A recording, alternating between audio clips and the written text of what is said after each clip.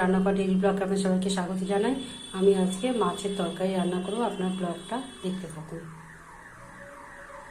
এই মাছটা ছেড়ে দিই, এবার মাছটাকে ভাজবো। কড়াইতে আলু আর কালো জিরে ফোড়ন দিয়েছি, মাছটা ভেজে করে নিলাম।